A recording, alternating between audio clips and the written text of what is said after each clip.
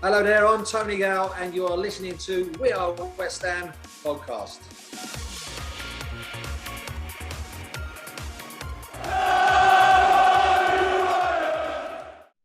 You are listening to the We Are West Ham podcast with me, Will Pugh, Tom Edwards and James Jones. And this week I am beaming in from Portugal. I saw Tom do it from Ibiza a couple of weeks ago. And despite the fact that I've been riding the waves all day today, I could not miss putting my voice out on the radio waves tonight. I'm not sure whether or not judging by Jonesy's face, he doesn't look too impressed with my opening joke of the evening. But Jonesy, West Ham are through to the next round of the League Cup.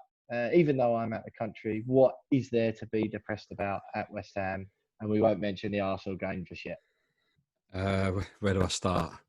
No, Tell you what. How are you, James? How are you? Start there. I'm fine, thanks, mate. Yeah, slightly jealous of your little soiree over to Portugal for a bit of surfing, and particularly Tom's recent trip to Ibiza. I've got nothing like that lined up. I'm going to Brighton at the weekend if that counts. But yeah, other than that, I'm absolutely fine. And to answer your question, not a great deal to be positive about. Didn't get any points at the weekend. We're through in the cup, but probably get knocked out in the next one, won't we? So, yeah, same old West Ham.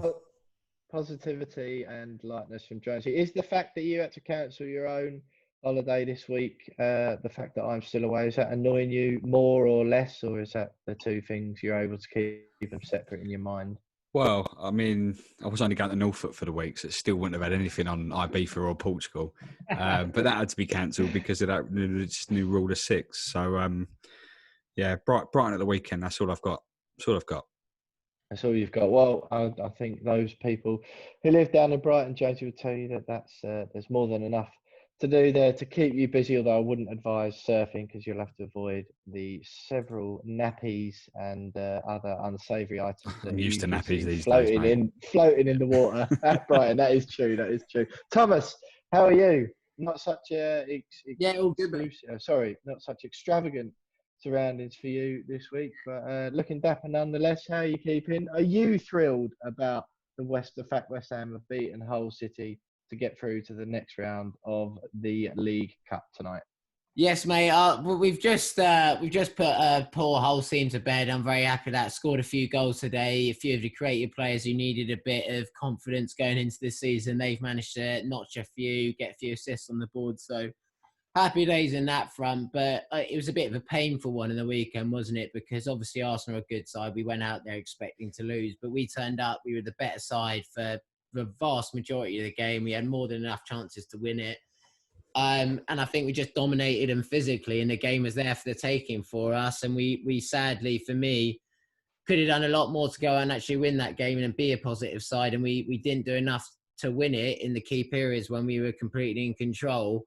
But nonetheless, compared to last week, there's a lot of confidence. There's no way you can tell me that side's not good enough to stay up, because we definitely showed enough. It's just about getting that first win on the board and getting some sort of positivity going, because we all know Premier League's a long season, but if you're out of it for 4 or 5 games, you got no points, it's going to be a long season and a long grind to stay up. So fingers crossed the next few weekends, get some points on the board, and I'll be a happy man, mate. Excellent stuff, Tom. Excellent stuff. Well, pleased to hear you're doing well as it is. The big news, of course, before the game, David Moyes, Josh Cullen and Issa Diop pulled out the squad because they all tested positive for COVID-19. So obviously, goes without saying, but me and the boys here at We Are West Ham wish David, Josh and Issa well in their recovery. I understand they're all asymptomatic. They went straight home before the game, but certainly best wishes to them. Busy show coming up tonight as ever with obviously we'll go into that Arsenal defeat. I think that's going to be an interesting one to hear our thoughts between me and the boys, some differences of opinion on the We Are West Ham group chat shortly after the game. So I think those will be aired tonight. The headlines, obviously the big news, as I've just mentioned there, through West Ham trio catching coronavirus through to the next round of the League Cup. The takeover reports seem to have gone cold. No defensive reinforcements still, though we will do a transfer section transfer section even. And we've got the Betway charity bets as usual. No winners, unfortunately, for any of the boys last week. Two of us were a lot closer than the other. Wolves, Dan Bayliss from the Wolves 77 podcast here to do the opposition view. Name that game, and of course the West Ham women segment at the end. But a bit of housekeeping first, as we do every week. The FPL code is still going strong. CNY60U, all lowercase, is the code if you want to join that. Subscribe to the YouTube channel. Of course, you can watch me and the lads tonight. The description, the YouTube link will be in the description to this podcast if you're listening and wondering what we're all looking like. I've actually got a Larry shirt on. Finally, I've bottled it for the first few weeks of the YouTube, but I've caved in to what I know best, and I'm on holiday as well, so the Larry shirt has come out. So lads, straight into it then. Arsenal, I'm not sure which one of you to throw to first. I think I had a bit of a different opinion on it. We'll go into what I thought, but Jones, as it's sort of tradition, I will throw to you first. General thoughts on the Arsenal defeat, 2-1 to Arsenal at the Emirates Stadium at the weekend. Pleasantly surprised with the performance. Was not expecting us to come out of the performance like that. I think David Moyes said it absolutely right at the end. It's like we deserve to take something from that game. And a point would have been a fair result. We had our chances to beat the woodwork again. But at the end of the day, and I've seen a lot of fans say this on social media ever since, it's all very well going, it was a positive performance. We've got a lot of positives to take. The fact is we still didn't get any points from it. And that is because of a number of different things, switching off right at the end and allowing a team with so much quality like Arsenal to cut open your defence with a ball like that when, we were still potentially, we had a bit of possession in and around that time of the game where we could have gone on and got a winner ourselves. We were less likely compared to Arsenal, but it's just frustrating to see a lapse in concentration at the end there to allow Arsenal in and to get the winner. And we go into this weekend's game against Wolves with no points on the board still. And yeah, we've got positives to take, but we now need to build on that. And so many times we've been in this situation where we've gone, not won, but gone, yeah, that was a good performance. And then we've not built on it. So it'd be interesting to see how they react this weekend against Wolves, because they showed, and I think Tom said it a minute ago, they showed against Arsenal that there's enough quality in that squad to ensure that we don't go down, and to at least ensure that we finish where we think we should be finishing, in and around mid-table. But there has to be consistency moving forward. Okay, well, that's not quite as angry and irate as I was expecting from you, mate, to be honest. In fact, that was fairly measured analysis, which is a little bit annoying. Oh, thanks. But well, I thought you were going to be, we had a couple of chats about it after the game. Tom, are you? What's your thoughts? I'll tell you what. Actually, no, I'll go with mine first. No, there's two elements to it. One, and I tweeted this out, and it's a bit annoying because I sort of had a tweet ready to go where it looked like we were going to get a point out of the game. It was a few weeks ago now, one of our earlier episodes.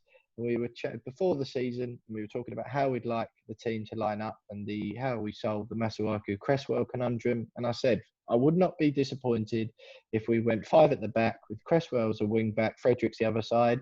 It takes the defensive responsibility off of those two wing backs, which they're not very good at, and allows them to go forward. And it allows Aaron Cresswell to only have to cover a smaller area. He doesn't have to worry about trying to get forward and then get back and defend. And it worked for Moyes before. We put it out as a promo clip at the time, and it got a little bit of love. And I tweeted it out again after the game, and I said, I know West Ham fans will be disappointed with the result. I thought the second half was outstanding, and it shows 5 at the back is the answer. What performance from King Arthur, new centre-back, still as urgent as ever.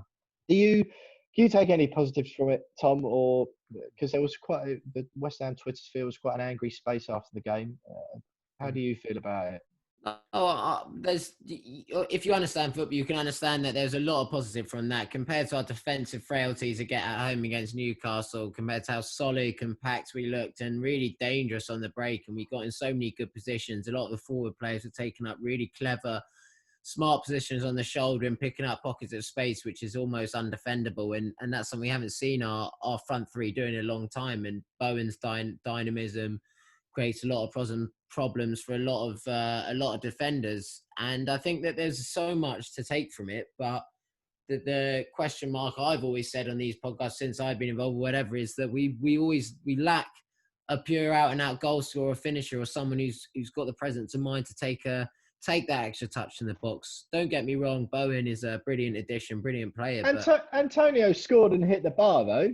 No, yeah, I think Antonio's the one. I think he's the top scorer since the restart, and he's the one doing the business. But Bowen, he probably got in more positions this weekend than any other player I saw all Premier League weekend watching all the games in terms of position to score, position to set up. Bowen was in 10, 15 positions where you're banking on him creating 1 out of 3 every time to score a goal, and each time he made the wrong decision or rushed a chance. And I think for me, I love what he gives to the side. I think he works so hard. I think he's a really technical player, picks a pass, and he's got a really cultural left foot. But I'm now over the point of giving a bit of time and saying he's a championship, just come up and he's a youngster. If you're getting in that many positions week in, week out, as a football club, we brought you in to score goals, create goals, and he is making a wrong decision or rushing it too many times. He's getting there because he's a good player and he's got the ability, clearly, because he scored goals for Hull. But I just absolutely want him in the team. He has to start, but I just want him to start being ruthless and realizing he's good enough for this level and start being confident and stepping up and taking his chances. Because we'd have won that if he 2 or 3 of the chances he had or the positions he got in. If he made the right decision, we win that game comfortably. And that's the only takeaway I had. The main one was just a bit of frustration at his role in that defeat. Do you think he's trying too hard, Tom? Do you think, he's, as you said, he's clearly good. Yeah. He's good enough because he's getting into those positions. But do you think he's trying too hard or perhaps overthinking what he's doing when he's getting those positions? Because he's in the back of his mind going, look, he spent a lot of money on me. I've got to deliver. Yeah, he scored on his home debut against Southampton last season, but he's not really done much since. Apart from, he got some assists after the restart. But I do agree with you. But do you think there's something in the back of his mind just niggling at him, going, right, I'm in this position, and he kind of panics or he kind of overthinks it? Absolutely. I think that was it. I think if you guys remember, one came across from the left-hand side of the box and it was the goalie was sort of on the floor and it was bouncing to him and he just snatched at the chance on the half volley. And if he just took a touch, set himself, he scores that. And I don't, like you say, Joe, I think since his Hereford days, he wouldn't have gone this long without scoring, or since when he first broke into the Hull side, he would never have gone this long without scoring. And I think from my brief days of being a half decent, just nudge it in for 1 yard striker, if you go a few games without scoring a goal, it starts coming on top of you. And I think you start realizing and feeling that pressure. And I definitely think you always hear his interviews. He's so keen to score, so keen to constantly tell everyone that he doesn't think he's ready for it or he wants to prove that he's good enough for the level yet. He's proved that. He just needs to relax, start taking chances, because he gets in more positions than anyone I've seen play for us for a long time. And if he just starts getting his head down and finding the back of the net and just being calm and ice cold like he was at Hull, I think we've got a really 10, 15 goal a season winger, which is gold dust in this league. He just needs that bit of confidence to know he's good enough at this level and start putting them away, because we'd be a serious team if he starts chipping in with goals as well. That seems like a huge leap at the moment, to be honest, like 10, 15. I think he is in danger of falling into that category of the sort of, if he does the same again for another season, he just falls into that category of the sort of player who you might sell to a Brighton or a Watford or a West Brom or someone like that, because, positional, like you've said there, Tom, positional sense and awareness don't get you goals, unfortunately, in the Premier League is a different level to what he was, where he flourished before. A lot of grief was given to David Moyes, James, after the game, people shouting him about his substitutions. I was of a completely different outset, to be honest. I thought we were playing really well. Mikel Antonio hits the bar. We had all the ball. We were keeping the pressure on Arsenal for huge parts of that second half. Mikel Arteta was absolutely grinning his head off at the end of the game. He knew he got away with a lucky one then. I certainly thought that he did. Certainly the win, he was lucky not to not to get away with defeat if West Ham had, had a couple of bounces or a bit of luck. But David Moyes getting a lot of grief. Were you? Did you sort of agree with any of that? Yeah, I mean, it's not the first time that the finger's been pointed at David Moyes for his inability to make substitutions at the right times. He waited and waited and waited to make a substitution. Even when we were, we were playing well. We were handing Arsenal and their attacking threat, and we were relatively comfortable. And in my eyes, that's when you make a change. Make a change when you're either on top or relatively comfortable, not when you're struggling and you're defending or you've just fallen behind. And he brought on our 2 record signings after we'd gone 2-1 down, and it was like, come on, mate, like, what are you doing? And then Yarmolenko was at fault for sort of letting that ball slip through for the winner. So he should have made those substitutions early. And it felt like bringing Yarmolenko on for Bowen, he was making a substitution for the sake of making a substitution. In my book, it did cost us in the end. And hang on, no, but you've just said that Yarmolenko, and how good he is, and that these players deserve a chance. You might not have said it on the podcast, so forgive me if people are listening. But yeah, sorry, no, but you said that Yarmolenko deserves a chance, and Moyes should give him a chance. You saw it at the Chelsea game at the end of last season. He come on and had that impact. Isn't that what Moyes surely is doing? That thinking he could be the one to get the winner at the end of all this pressure. Potentially, but when Jared Bowen's had a good game, he's arguably our best and most attacking player on that pitch. He's had probably the best performance out of anyone on that pitch, and he's brought off Yarmolenko so late as well, so late in the game. It just felt like he just made that change just because he knew fans were going to get on his back for not making the change, and he did, and then it cost us. It's not the first time we've been annoyed about it. Absolutely not. Well, fans did get on his back, as they will. They did do that after the game. Bit disappointing all in all, but stay with us because we'll have some more positive reaction for the whole game next. So a mixed reaction from the lads on the Arsenal defeat at the weekend. We have won, of course, 5-1 at home to Hull City tonight in emphatic fashion to see us through to the next round of the League Cup against Everton or Fleetwood away. But before we move on to Hull and a bit more positive news around that, Jonesy, I want to go into this Yarmolenko stuff a little bit more, because I think Moyes is in a position where he's damned if he doesn't, because if we were playing really well. You're saying about Bowen making good inroads and getting into good positions and that sort of thing. Yarmolenko's scored twice tonight. The idea that putting Yarmolenko on, who's a quality player, who lots of fans, it may not have been you, and apparently it wasn't, but I thought I'd heard you say that.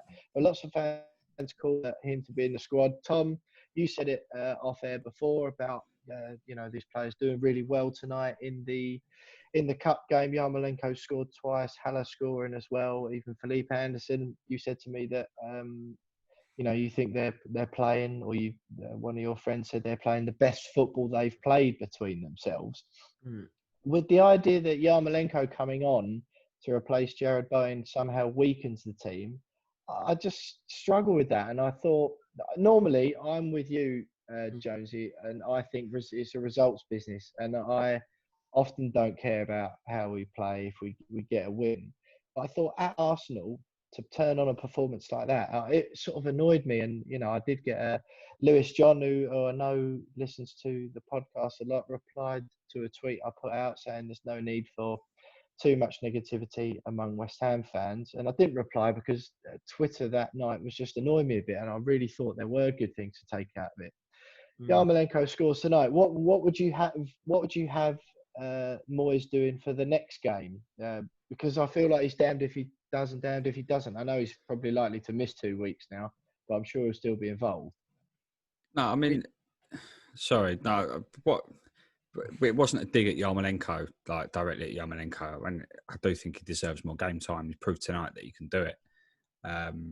My issue with that substitution and a lot of the substitutions against Arsenal was that, if you're going to make a substitution at that stage in the game and bring off a player that's, already had a really positive impact and probably most likely looking to at least create something or score, then do something that's going to impact the team. And it was more of a like for like style, and it was a like for like style substitution. And then But we were playing well in that style. Sorry to interrupt. Yarmolenko's not the quickest, nowhere near as quick as Jared Bowen, and I just felt like, why has he made that substitution? Why hasn't he tried to maybe tweak it slightly, like tactically, and go for it? And if we'd have done that, then it'd have been like, okay, we've lost. But him making that substitution led to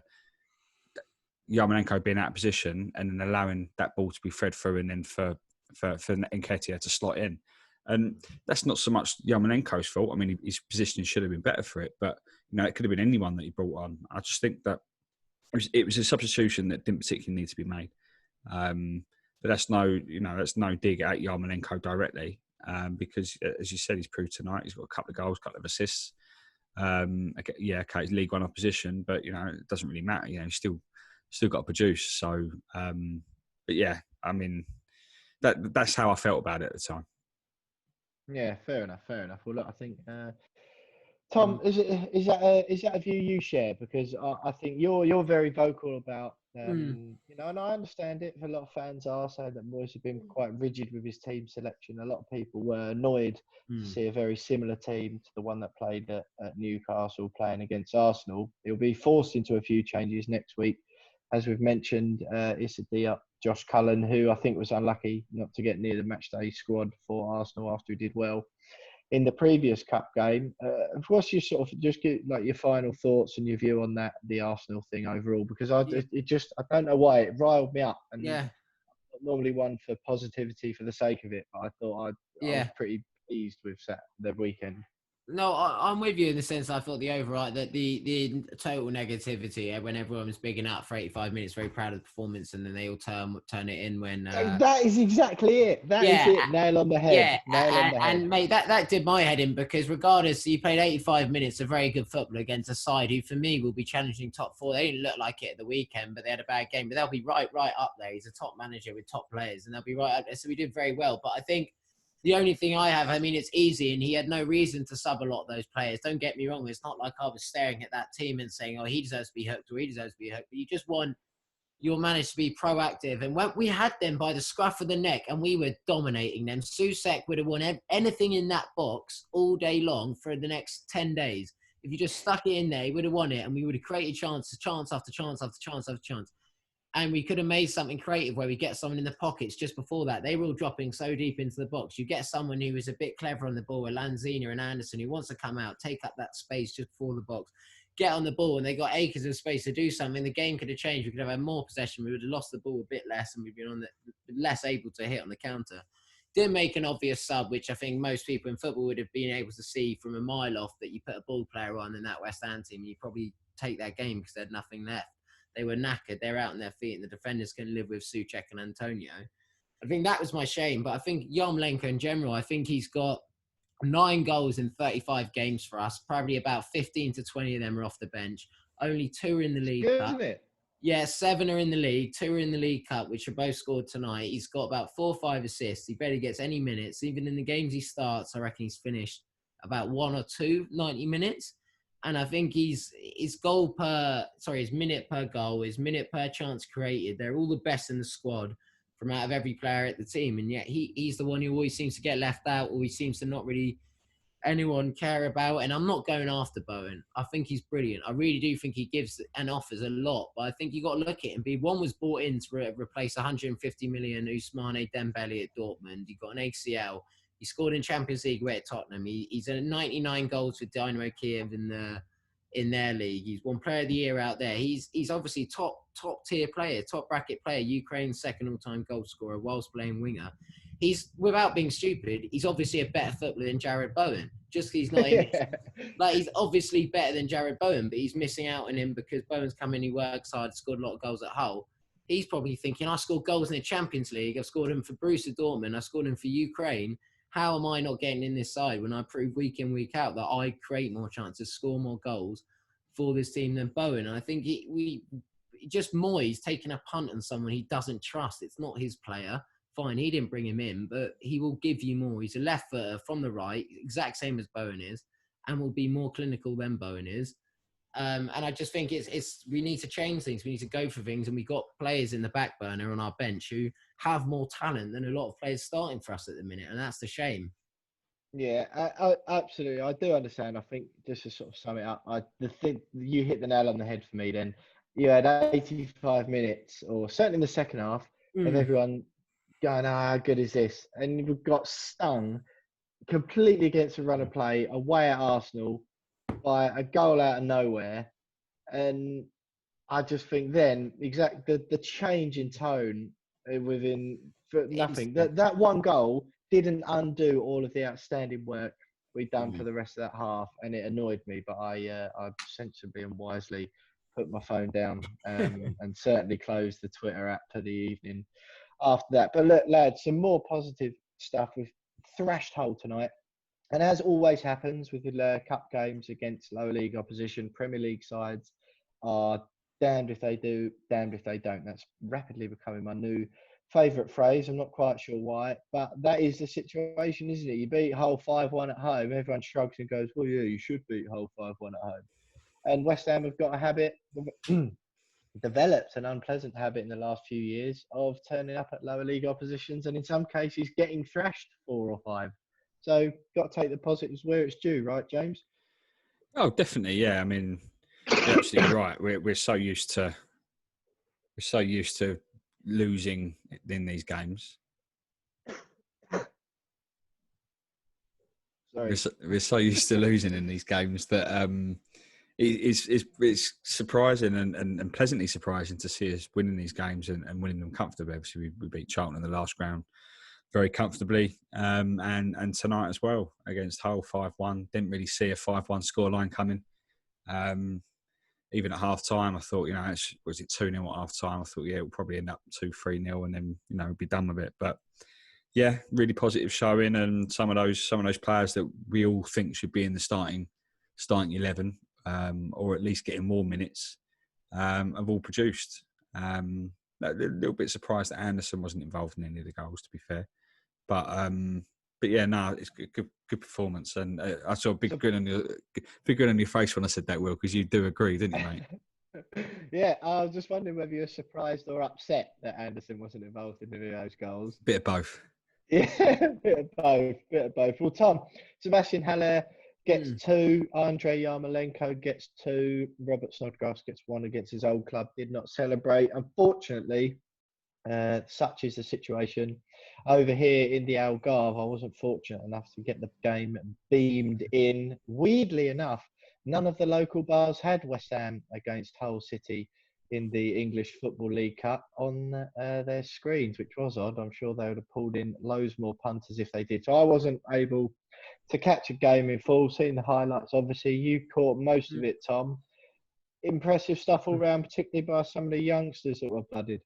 Yeah, exactly. I mean, I was obviously the team changed late with the COVID news coming out very late, close to kickoff. So I mean, Ashby stepped in, Harrison Ashby, I believe it is, and Les came in. Well, he was already starting at centre half, but I watched about the best part of 50, 60 minutes, and in particular, those two caught my eye. Obviously, Yarmolenko, Anderson, Haller, they look very tricky and impressive, but you spend 100 million on them for a reason. You know what they got. They're decent players and should thrive at that level, but Harrison Ashby, they're really technical on the ball, made really good decisions, when to turn out, when to go forward, when to vacate the space and be the fullback to bomb on. And now he was really impressive, looked like a serious athlete. And he had a left-footed centre-half, which is gold dust. Obviously, we've got Ogbonna, which is probably the only club in the league who has a half-decent left-footed centre-half other than City with Ake. There's not many of them about.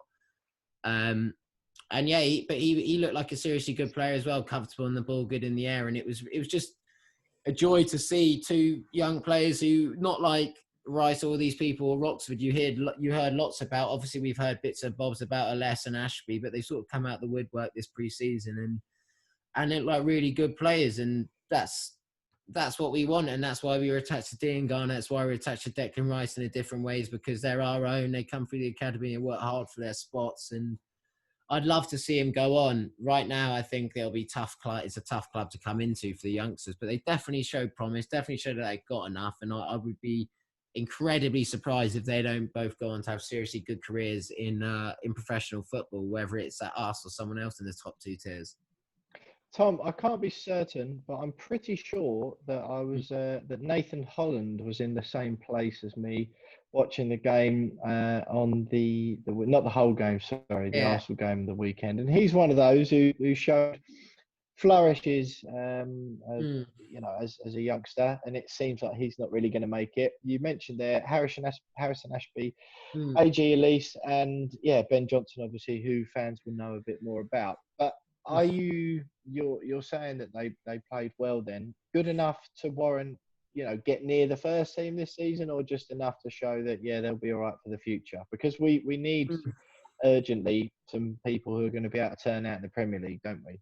100%. I think that always the question is with a youngster is it's all about the opportunities that actually get given. I mean, there's hundreds of youngsters out there who probably end up playing for Solihull Motors who could have done a job playing in the Premier League if they're given the chance at the right point. And I think it depends on how that sounds like you're a bit carp about your fledgling Premier League I've got my own tissues here, mate. But no, honestly, I do truthfully believe if you're given the opportunity. And Jamie Ngaki, a second choice right back for 23, is now starting right back for Watford in the Championship, played in Premier League for us, and he was a nobody. Probably players in his academy side didn't know his name because he was lost.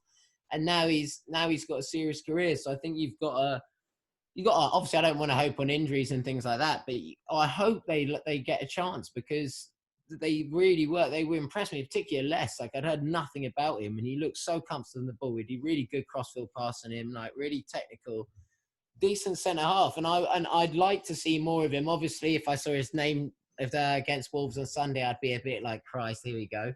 But I think they're clearly good enough to make it as some degree of football, but you only really know until you're tested at the top flight. And I think if they came to it, I'd be surprised if they didn't match the task the way Ngakia did and at least get by in that level. Well, for those watching on YouTube, you'll be able to see the tears trickling down Tom's cheek as memories of his own failed Premier League career came back to haunt him. Well, it's promising stuff. And like we say, you've got to beat the team who's in front of you. There was a serious injury to Ashby, I believe, Tom. Have you got any more on that?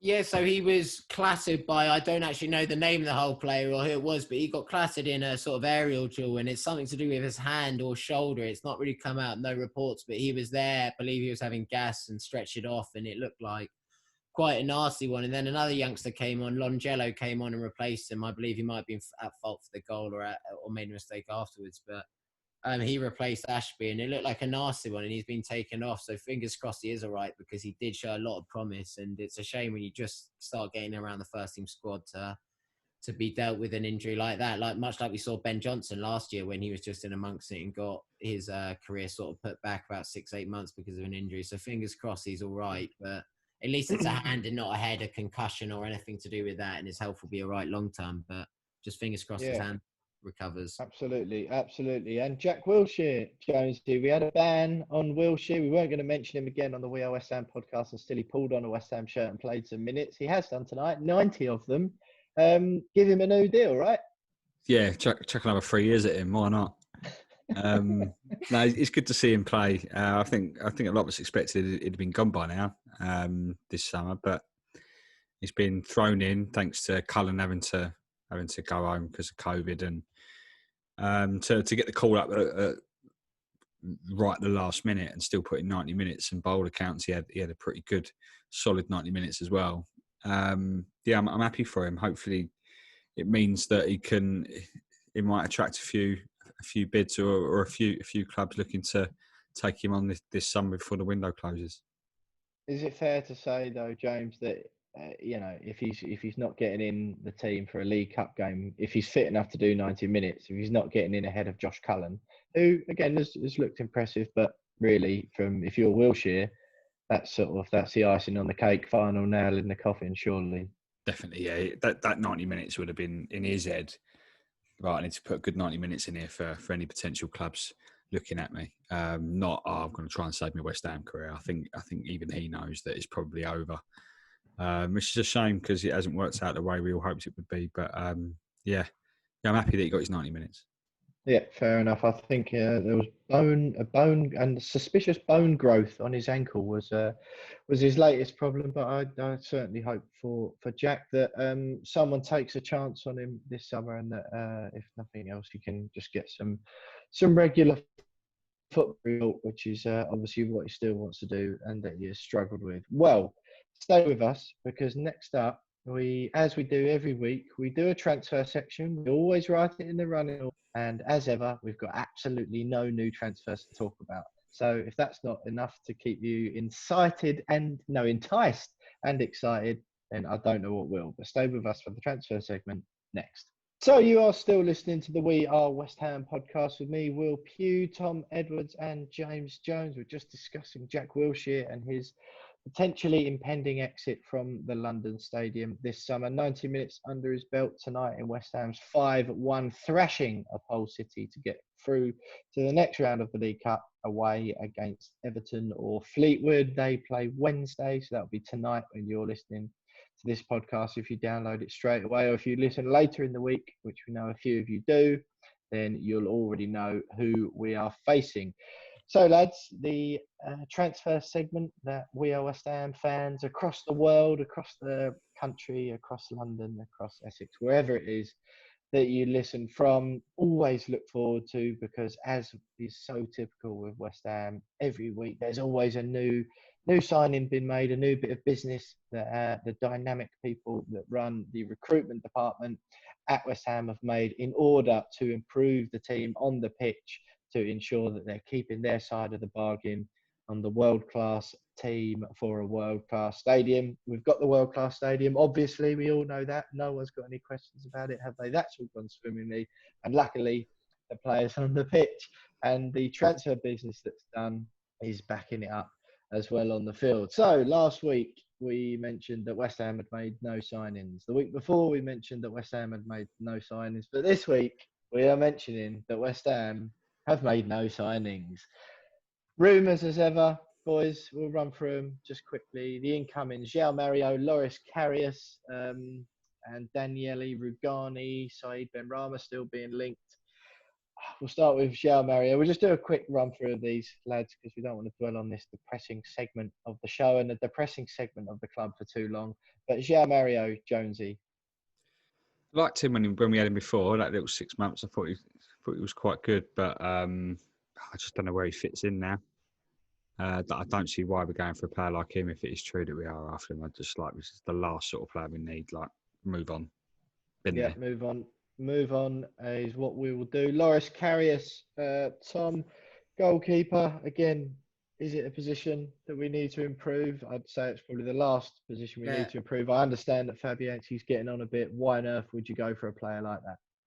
He's, I just remember his bagel mitts, mate, after his Champions League performance. It'd be a lot of money.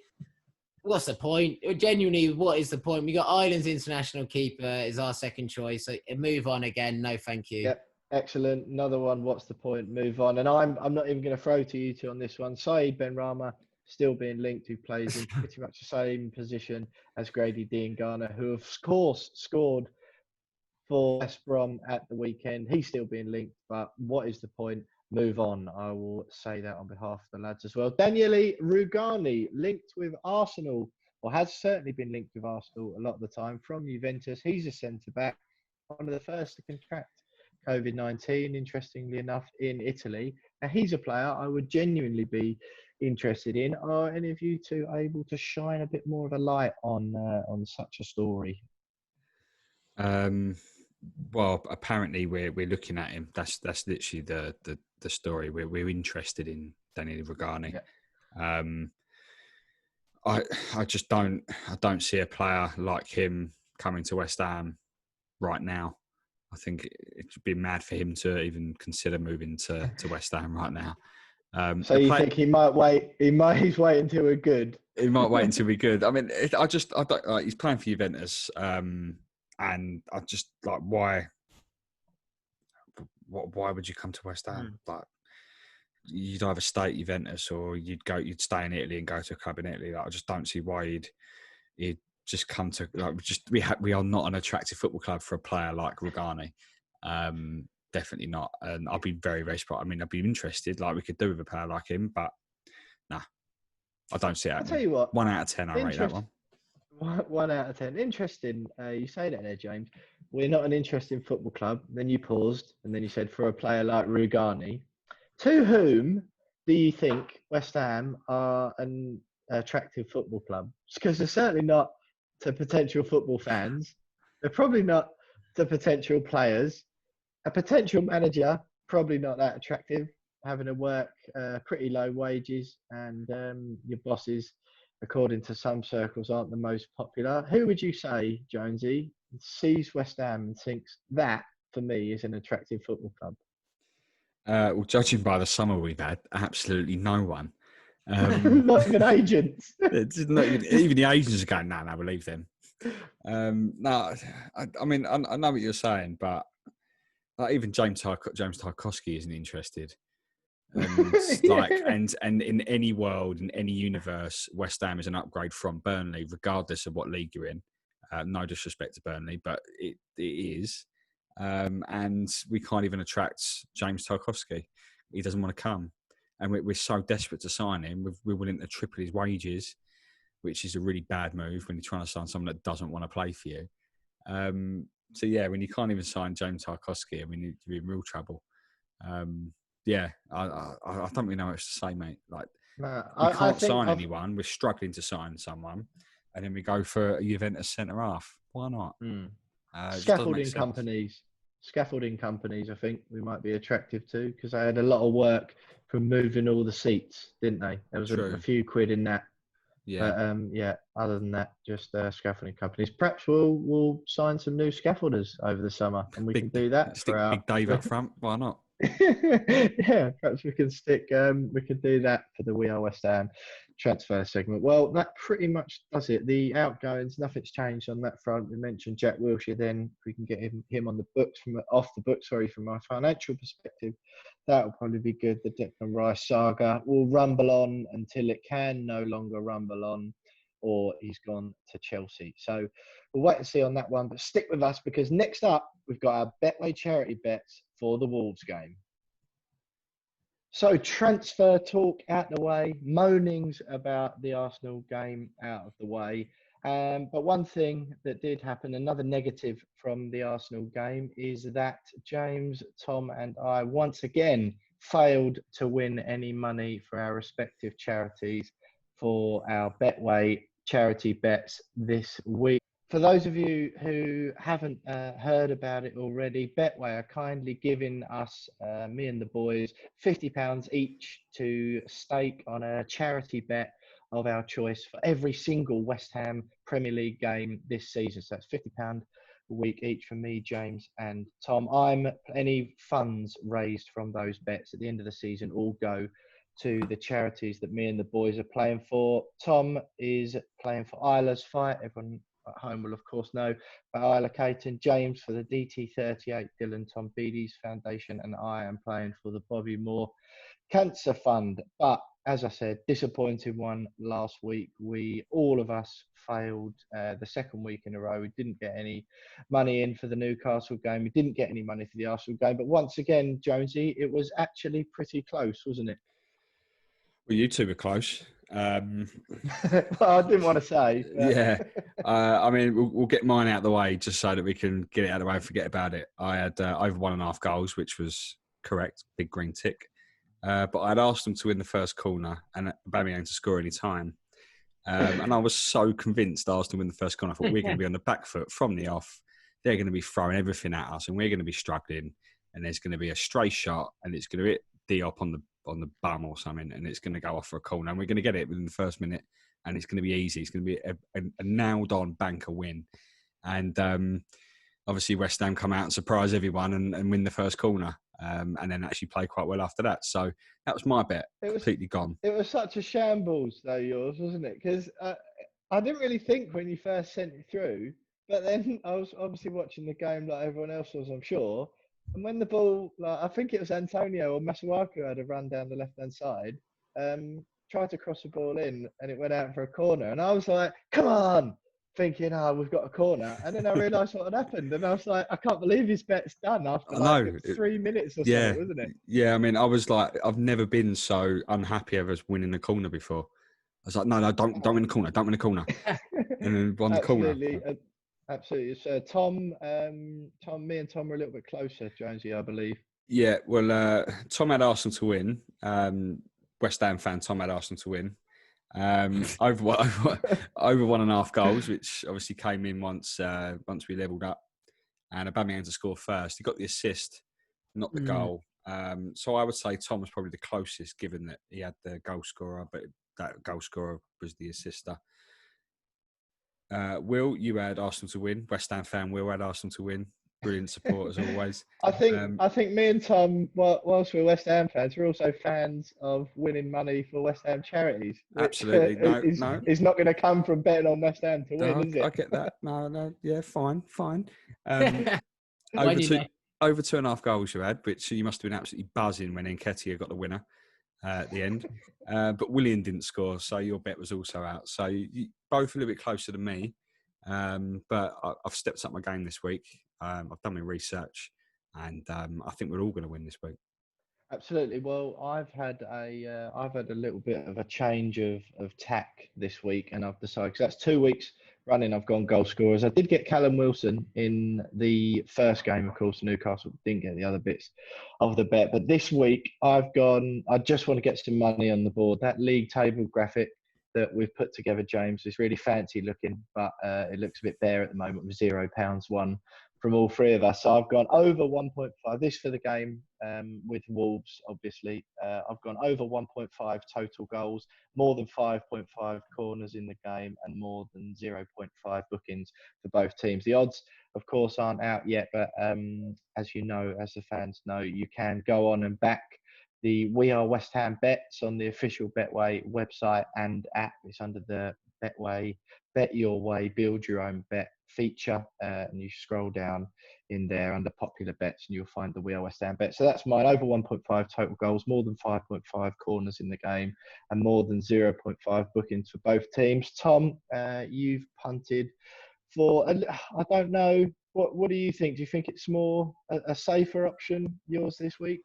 I think I was stuck. Sorry, mate. I haven't let everyone know there. West Ham to win, both teams to score, and Ryan Fredericks to be booked is Tom's shout for the week. I think I was with you. The goal scorers were letting me down, and it's a bit impulse, but I just think Ryan Fredericks is nailed on against their wingers. Adama Traore will play on the other side, obviously, but I'm guaranteed he finds himself on Fredericks' side at one point and they'll haul him down.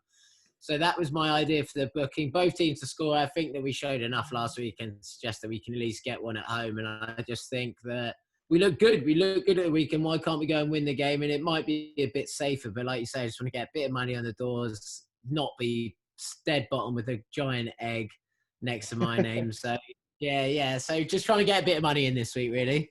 That is true. And Jonesy, you've gone both teams to score over 1.5 total goals in the game and over 4.5 corners for West Ham. You stuck with your corners bet, not deterred by last week, but this is a bet that could actually run for 90 minutes rather than just 3.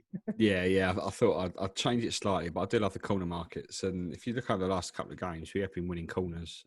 And given the performance against Arsenal was pretty, it was good, confident, and if we have the same approach against Wolves, then we should win some corners. No, my luck, we'll win 4, not 5, and I'll be so close again. But yeah, no, and I think defensively we're still a little bit poor, so we will concede. So yeah, absolutely. Well, next up we've got with Dan from the Wolves 77 podcast. They are friends of the show, and we spoke to them a couple of times last season. So we're speaking to Dan next to get his thoughts. We'll ask him what he thinks on those bets. But remember, me, James, and Tom are playing for the 3 West Ham charities this season, and the fans at home listening can also go and back our bets. Although, given our current form, doesn't seem something that's that sensible. We've got a good feeling this week. So if you wanna get on those, they'll be up on the Betway website later in the week, usually around Friday. But stick with us because we've got Dan from the Wolves 77 podcast next. You are still listening to the We Are West Ham podcast with me, Will Pugh, Tom Edwards, and James Jones, and we just ran through our charity bets that me and the lads have had for the Wolves game Sunday night, Wolves against West Ham, London Stadium, 7:00 kickoff. The Hammers ran Arsenal close last weekend and will be hoping to do the same against a talented Wolves side this week. And we're delighted to say that we are joined for our opposition views segment by Dan Bayliss from the Wolves 77 podcast. We've had Sam on a few times in the past for all of you long-term listeners, where they're friends of the show, but it doesn't normally bode particularly well for West Ham when we talk to the lads. Dan, we haven't had you on before, so we're hoping you might bring a bit of a different vibe than Sam does, in that West Ham might get some points against you after we talk to you. It's been a bit weird the last couple of times we played you guys, to be honest, isn't it? Seem to have met you at the right time. You guys seem to go in fits and starts, and we've always got you on the downer. So if by meeting us at the right time you mean you've played us in the last 4 years, then you've got it on the nose. Dan, it's been a strange start to the season for Wolves. An excellent result and performance against Sheffield United. Crashed out of the cup to Stoke. Not sure how worried you were about that, and then losing to City yesterday, which is no disgrace. Lots of teams will do that this season. How have you felt about the start to the season after the impressive, excellent campaign that you had last year? Yeah, it's been a bit of a weird one. We started really well against Sheffield, considering we'd had no real pre-season. We jumped straight into it. Decent performance. I think we scored 2 in the first 8 minutes or so. So can't really complain about that. We held it pretty tight, kept the clean sheet. Nothing to really moan about for us guys. Stoke was a bit of a weird one. Mix of youth and experience from us. A bit disappointing that towards the end we did put on some of the big guns and couldn't get anything out of the game. Maybe it's one of those and you don't want to look too deep into it as a fan. All of us wanted a really good cup run. We thought it was one that we could probably contest and go a long way in, and then crash out to Stoke. I had 10 quid straight on the pan that I'd had on Sky Bet, so that was a waste of time. I think I had 25-1 Wolves to win the Carabao Cup, went out to Stoke. Man City game though, massive game of 2 halves. Man City in the first half were just untouchable. I've never seen a team come up against us like that. They pressed everything, won everything. I don't think we kept the ball for more than about 10-15 seconds the entire first half. Just unreal. First goal was a bit of a joke, really bad tackle by Sace, our centre-back, who was solid against Sheffield United, weirdly. Fantasy football legend. Yeah, but really bad decision by him for the penalty. Never needed to really make the tackle on De Bruyne. It was obvious, any top player gets in that position and feels a touch, they're going to go down. It's stonewall pen. No complaints about it, just a really daft decision by the guy. They get a really good second, and you're 2-0 down against City, you're really up against it, aren't you? The trouble, Come out second half, showed really well of ourselves. Had 5 or 6 chances, only managed to get one of them. So at the end of the day, you take a 3-1 loss. They scored right in the 95th minute or something. Yeah. But I don't think the game really reflected on what it probably was. In the first half, you could have thought, damn, this is going to be 4-5-0 City, as they've done to other teams. But when you watch it on the whole, we might have snuck something, probably didn't deserve to win it, but doesn't worry me because of how we played in that second half. And you mentioned, obviously, we've been saying how impressed we are of Wolves so far this season, barring that Stoke result. But you mentioned a minute ago there that you've not really had much of a pre-season, obviously with with COVID and then the commitments in Europe and stuff like that. Is there a feeling or worry that there might be an element of burnout at some point this season from that Wolves squad? I know you've brought a few new faces in, but is there a worry that burnout might set in sooner rather than later? I think we said this about February when we've been playing since June or July in the Europa. So never really happened. It's one of those things where all the pundits keep saying, God, Wolves have got to drop off eventually. They've got to drop off eventually. Injuries are going to hit them. They're playing too many games, and it never came. So maybe as a Wolves fan, I've been lulled into it thinking the lads are super fit. We don't have many injuries. There won't be a burnout. That said, Marcel, new signing, went off 6 minutes into the game yesterday. I think they got 3 weeks off in the end. So it might happen eventually, but I think it's going to be the same situation for most teams in the Prem. So it's not something that really worries me too much. Dan, obviously you just lost Yotta, you've lost Doherty, you replaced him with Marcel, and obviously looks like Semedo. But Wolves fans I know or whatever, you've got quite a confident bunch. You expect quite a lot quite quickly, and you're in your third term as a Premier League club. Is this your year where you're looking to consolidate in the Premier League even more and maybe push the top 8, or are you looking for even more than that? Because all the Wolves fans I know keep banging on about Champions League and Europa League, and it seems a step too far, particularly when you're losing all your big players. Where are you with that? Where do you think you want to come this year, and what would be classed as a success for Wolves this season? Yeah, I mean, I really don't see it as expectation. I just see it as that it's that non-expectation almost. It's the fact that we've gone from being in League One to where we are now in a relatively short space of time. So fans are allowed to dream. That's the point of being a football fan, in my opinion. And that's all the fans are doing. I don't think they're arrogant or over-egging what we can do. It's just a fact to see that explosive growth. It's just great to see. It's what I think any fan in any team would love to do. And Wolves fans are sort of riding that gravy train at the moment. You know, we're on a crest of a wave. And I think it's our time to sort of just enjoy the football. And that's what creates that expectation. Yeah. Fair enough. 6th, 7th is a great result for us. And we've done it 2 years in a row, 7th place. You'd hope for it again without the European commitments. So I don't think pushing Champions League is really doable. But let's see how the likes of Tottenham, Arsenal, those boys to start the season. Both of them look pretty strong so far. So I don't know. If you said now you're going to finish 7th and you get that silly new, whatever they've called the European competition spot, I'd take it.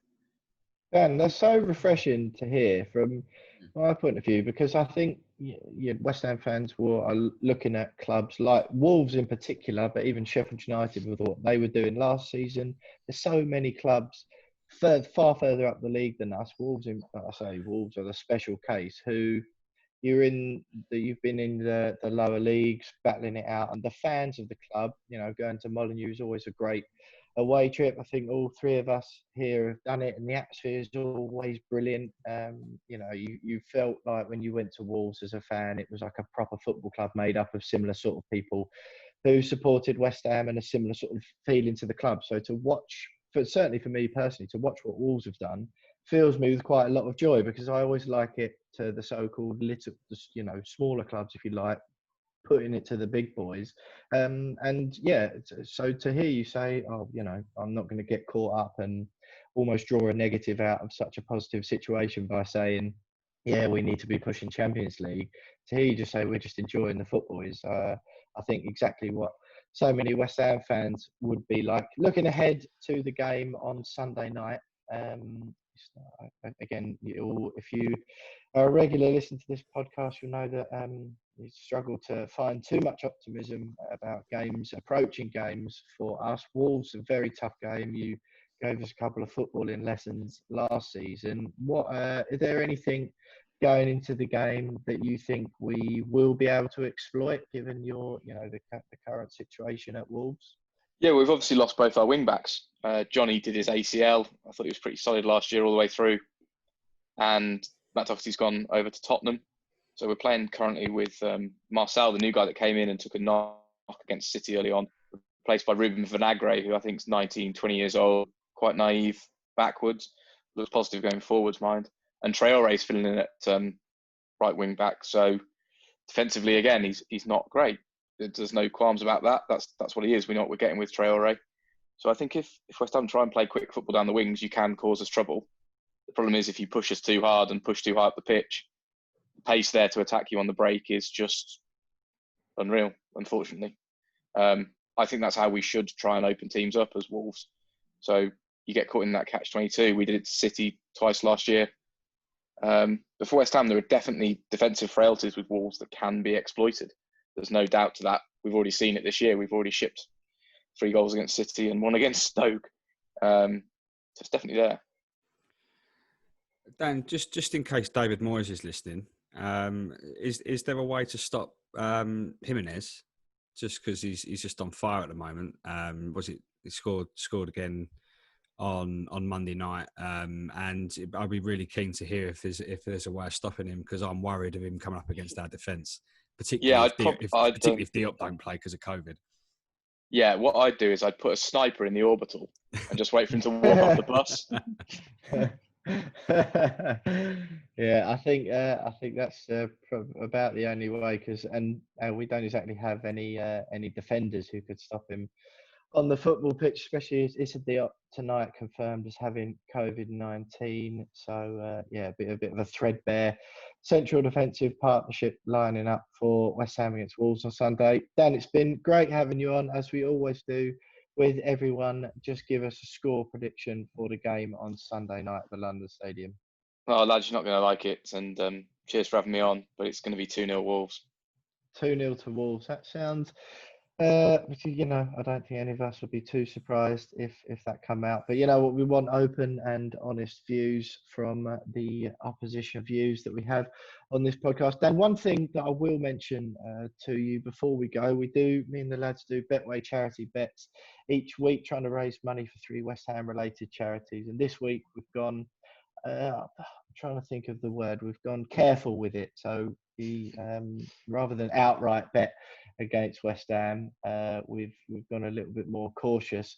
James, can you just remind Dan what your one was again? Yeah, I had West Ham over 4.5 corners. Both teams to score. What was my third one? I can't remember what my third one was. Over 4.5 corners for West Ham. Both teams to score and over 1.5 total goals in the game. Yeah, that sounds about right, doesn't it? Dan, James was miles off last week. Me and Tom have been a little bit unlucky so far. Just 1 or 2 shouts going off. But can you see Jonesy getting any luck with that bet this week? I don't think that's too far off, to be honest. I think the issue's you guys scoring one, unfortunately. But as I said, we're a little bit weak at the back, so you might get one. So Dan, it's not a bad shout. You sound like a sensible bloke. That was Dan Bayliss from the Wolves 77 podcast. Thanks so much for joining us, Dan. But stay with us, because next up is Name That Game. So, Dan Bayliss predict at the London Stadium on Sunday night. James, I didn't, and or you, Tom, I didn't get predictions for us quickly. This is the segment. I know that there's bigger fish to fry at the moment than what West Ham will actually do on the pitch, because there's a much more intense competition going on. Jonesy, what's your prediction for the Wolves game? Well, sticking true to my Betway bet for DT38, I'm gonna go for both teams to score. I'm gonna say 2-1 West Ham. 2 on West Ham. Tom? Yeah.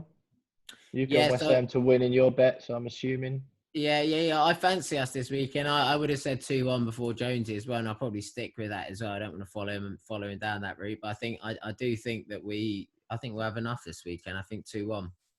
Okay, well, I was pretty buoyed by the second half performance at Arsenal. I still think a win might be a bit of a push too far, but I am going to say that it will be 1-1 at the London Stadium. However, enough of that actual football talk. Let's get on to some real competition, because it is Name That Game, the quiz that came in to replace the Rogue Mystery Players quiz. The current league tables are not looking very good for me. I'm on 1 point, Jonesy out in front on 6, and Tom Edwards, who is the quizmaster this week, on 2 points. Each week, the quizmaster picks a West Ham match from history and collates 7 pieces of information about that game. And for each of those pieces of information that the 2 players guess, which is me and Jonesy this week, we get a point.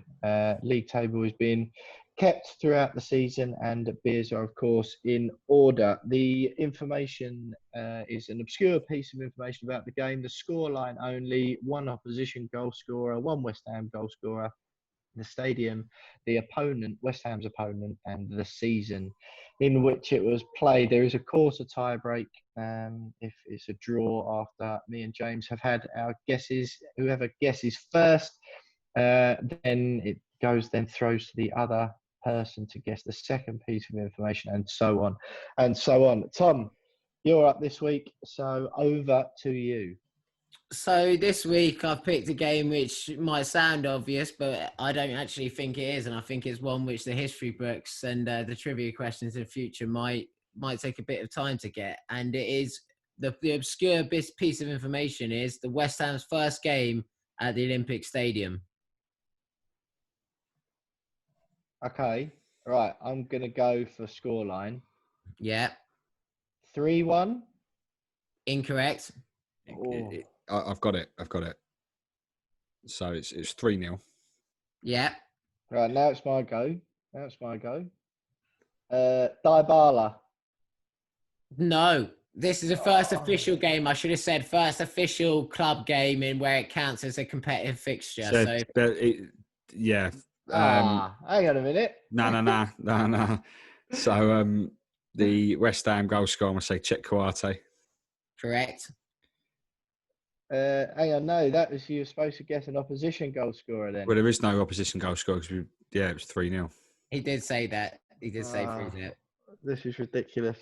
Well, London Stadium. Yeah. Dom Zale. Oh, he's done it. Yeah, Dom Zale. Yeah.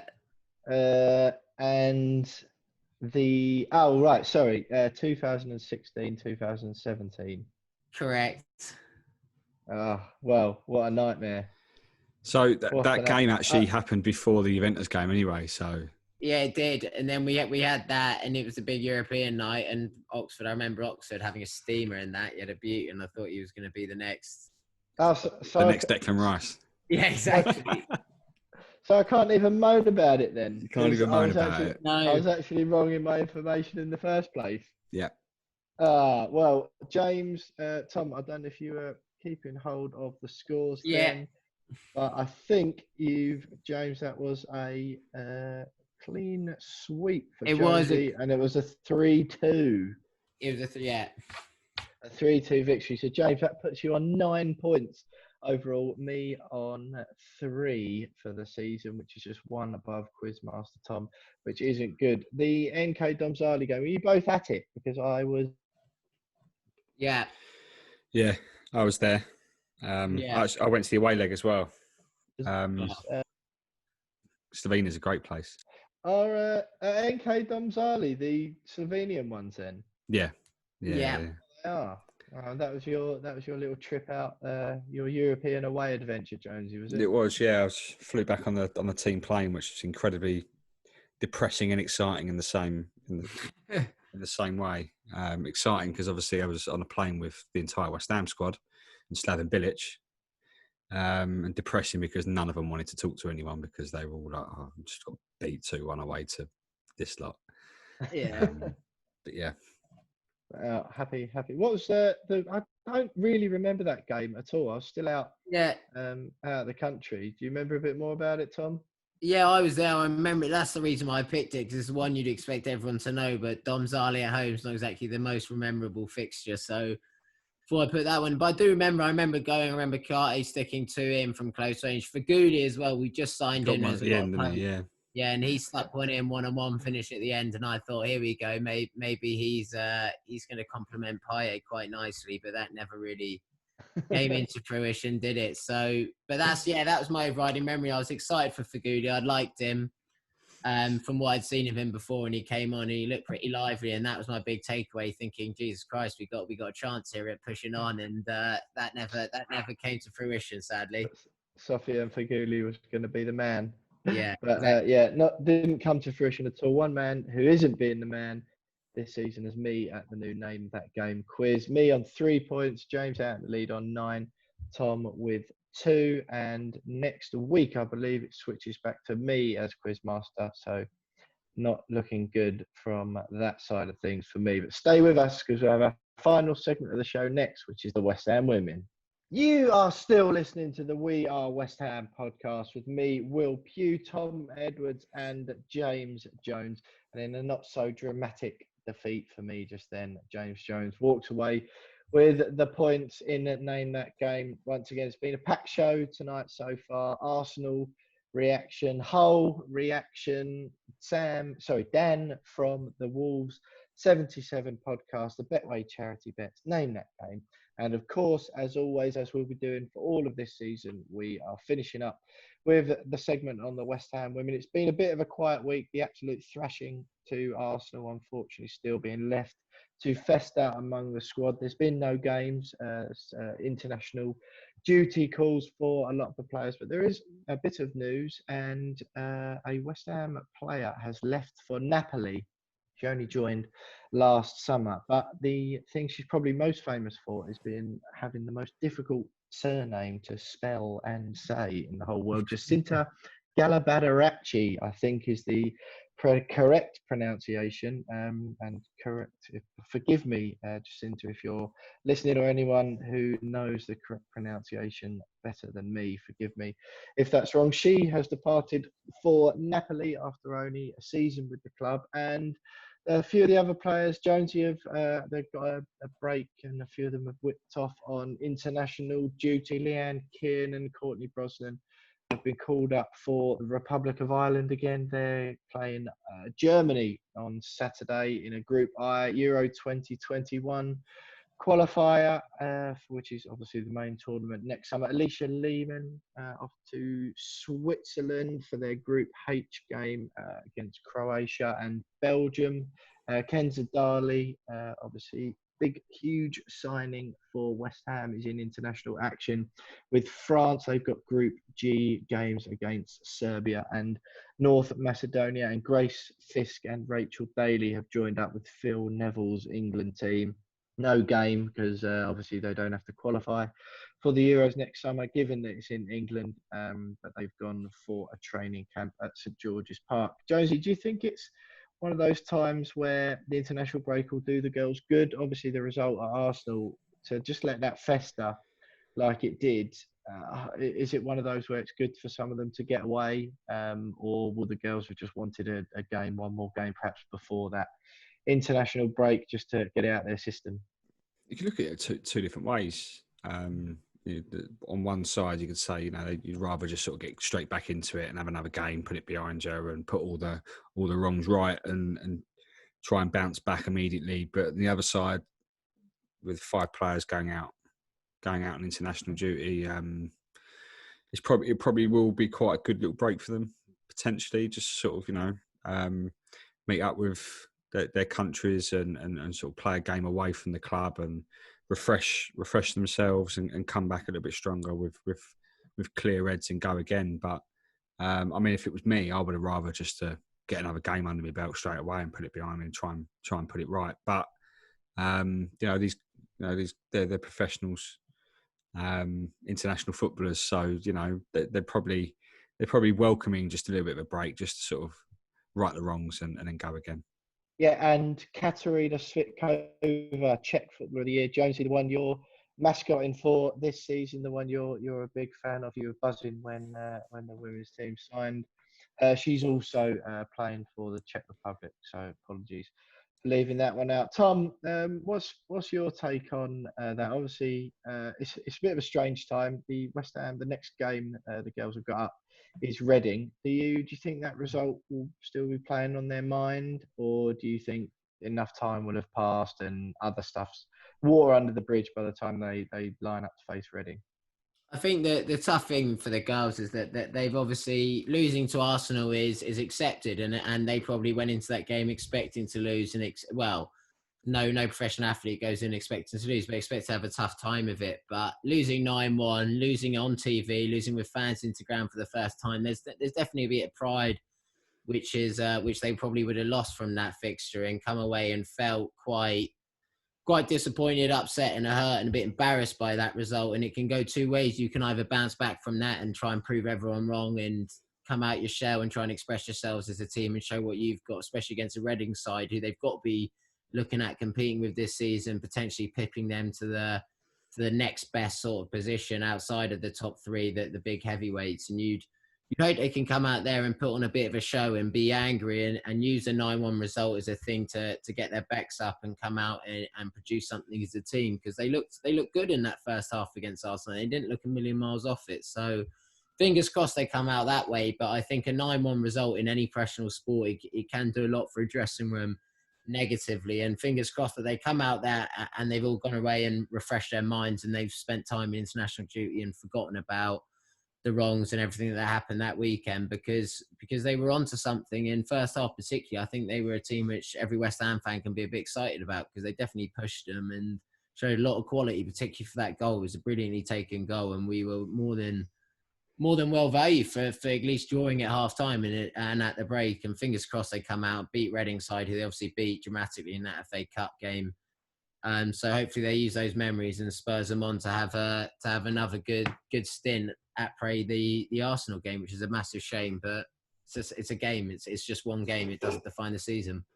Absolutely. Still another couple of weeks to wait before that Reading game for the girls, and it was Ella German who come on a couple of weeks or the week before the Arsenal game. Big West Ham fan, sports journalist, and women's football expert, said to us then, didn't she? She wasn't expecting to win the Arsenal game, so I think it's one of those that really the girls will be able to tell. You'll be able to read more into the girls' progress by the result against Reading in a few weeks' time. Well, that's nearly it, lads, but stay with us because we'll have a little bit of housekeeping and some final thoughts from the two of you next. So this is normally the moment where we all wrap up, talk about how we're going to get on against Wolves at the weekend. But in all the excitement of beating Hull and some very, very loose transfer rumours, which is the first time we've had some of those for a few weeks, we forgot to do an outro last night. So here I am at just gone 5 o'clock in the morning after I've got up early to edit the pod, and then just realised that there's no outro to put at the end of it. So it's down to me in these early hours of Wednesday morning to do the housekeeping that Will just mentioned. So as you already know, we've got a Fantasy Football League. About 400 or 500 people in there at the moment, so please make sure you join that if you're playing FPL this season. The code for that is CMY60U. We have also tweeted about it as well, so make sure you check our tweets out. We might retweet that again at some point this week. We're on Twitter, we're on Instagram, we're also on YouTube as well. Make sure I think we've got 30 subscribers now, which is pretty good going after a couple of weeks. So make sure you get onto that, subscribe, and whatever platform you're listening to this on whatever podcast platform you prefer to use, whether Spotify, iTunes, Google Podcasts, Stitcher, we're on all of them.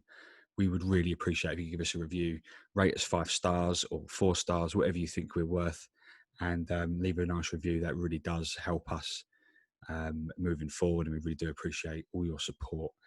I suppose the last thing from me is that hopefully we can build on that Arsenal game, that Arsenal performance, and the whole result in the week, and perform. Actually, score a goal against Wolves. That'd be nice, wouldn't it? But just get another positive performance. If we can build on those performances, then the results will come. I know I said earlier that it doesn't matter whether you perform well; you need the results. But Wolves are going to be a tough team to play at the weekend, and if we can get all the results, if we can get the performance in, then I'm pretty sure the results and the goals will follow, particularly against Wolves. We struggled to score against Wolves, didn't we? But thanks for listening as always, and we'll see you next week.